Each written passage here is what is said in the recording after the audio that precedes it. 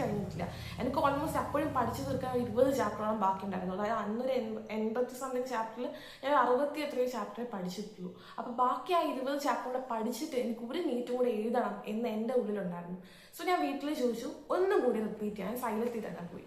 അങ്ങനെ ഞാൻ റിപ്പീറ്റ് ചെയ്ത് നീ 2025 വേണ്ടി നല്ല വൃത്തിക്ക് തന്നെ പ്രിപ്പയർ ചെയ്തിട്ടുണ്ടായിരുന്നു. സോ നീ 2025 എഴുതി ഇന്ന് ഇവിടെ നിൽക്കുന്നു. എൻ്റെ സ്കോർ 569 ആണ്. റാങ്ക് 5771 ആണ്. എനിക്ക് ഇന്ന് ഇവിടെ വരെ എത്തി നിൽക്കാൻ കഴിഞ്ഞത് പാതി വഴിയിൽ പലയിടത്തും എനിക്ക് എൻ്റെ ആഗ്രഹത്തിൽ നിന്നൊക്കെ വ്യതിചലിച്ച് എനിക്ക് പോകേണ്ടി വന്നു. പക്ഷെ എൻ്റെ ആഗ്രഹം കൊണ്ട് ഞാൻ ഇന്ന് ഇവിടെ എത്തി.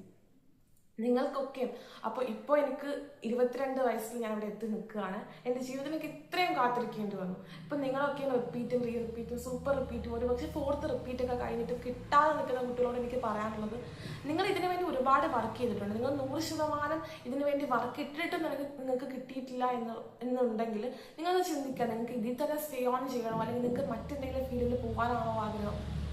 എന്താണെന്ന് വെച്ചാൽ നിങ്ങൾ നന്നായിട്ട് ചിന്തിക്കുക. നമുക്ക് എന്താ വേണ്ടത് നമുക്ക് മാത്രമേ അറിയാവൂ.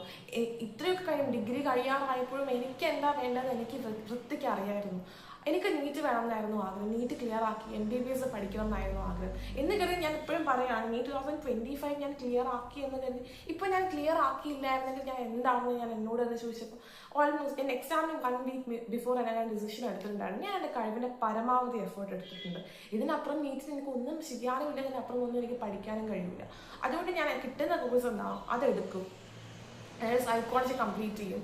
അങ്ങനെയുള്ള കുറേ ധാരാളം ഞാൻ കുറേ ഡിസിഷൻസ് എടുത്തിട്ടുണ്ടായിരുന്നു. അപ്പോൾ ഇനിയിപ്പോൾ നിങ്ങൾക്കും ഇതുപോലെ നിങ്ങളെ പറ്റി തന്നെ ചിന്തിച്ച് നോക്കണം. നിങ്ങൾക്ക് എന്താണ് വേണ്ടത്? ഇപ്പം നിങ്ങൾക്ക് പിന്നെ റിപ്പീറ്റ് ചെയ്യാൻ തോന്നുന്നുണ്ട്, നിങ്ങൾക്ക് ഇനിയും പഠിച്ചാൽ നേടിയെടുക്കാൻ കഴിയുന്നത് നിങ്ങൾക്കൊരു വിശ്വാസം ഉണ്ടെങ്കിൽ you will have to go for that.